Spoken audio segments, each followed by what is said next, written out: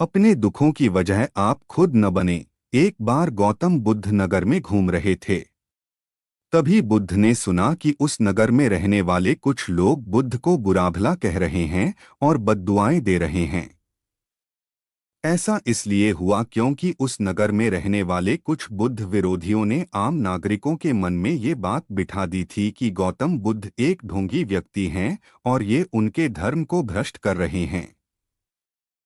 इस वजह से उस नगर में रहने वाले लोग बुद्ध को पसंद नहीं करते थे और उनको अपना दुश्मन मानते थे। गौतम बुद्ध ने जब नगरवासियों के इन उलाहनों को सुना तो वह एक कोने में शांति के साथ खड़े हो गए और उनकी बुरी बातों को आराम से सुनते रहे। इस दौरान बुद्ध ने कोई प्रतिक्रिया नहीं दी। कुछ देर बाद जब नगरवासी बुद्ध को बुरा भला कहते हुए थक गए और चुप हो गए तो गौतम बुद्ध ने उन नगरवासियों से कहा, क्षमा चाहता हूँ, लेकिन अगर आप लोगों की बातें खत्म हो गई हैं तो मैं यहाँ से जाऊँ। ये सुनकर उनको बुरा कहने वाले लोग बहुत आश्चर्यचकित हुए। तभी वहां मौजूद लोगों में से एक व्यक्ति ने बोला, हम लोग तुम्हारा गुणगान नहीं कर रहे हैं, तुमको उलाहने दे रहे हैं और तुम्हें बुरा बोल रहे हैं। क्या तुम पर इन बातों का कोई असर नहीं हो रहा?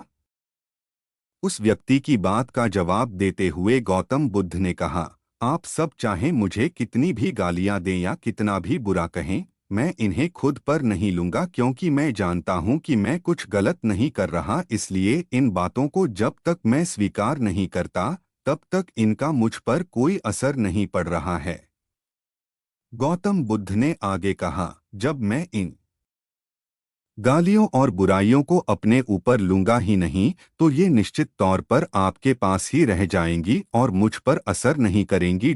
ये शिक्षा मिलती है। गौतम बुद्ध का ये प्रेरक प्रसंग हमें ये शिक्षा देता है और इस बात के लिए प्रेरित करता है कि जब आप गलत नहीं हैं तो किसी की गलत और निगेटिव बातों का असर कभी भी खुद पर नहीं लेना चाहिए, क्योंकि इससे आप अपने ही दुखों की वजह खुद बन सकते हैं।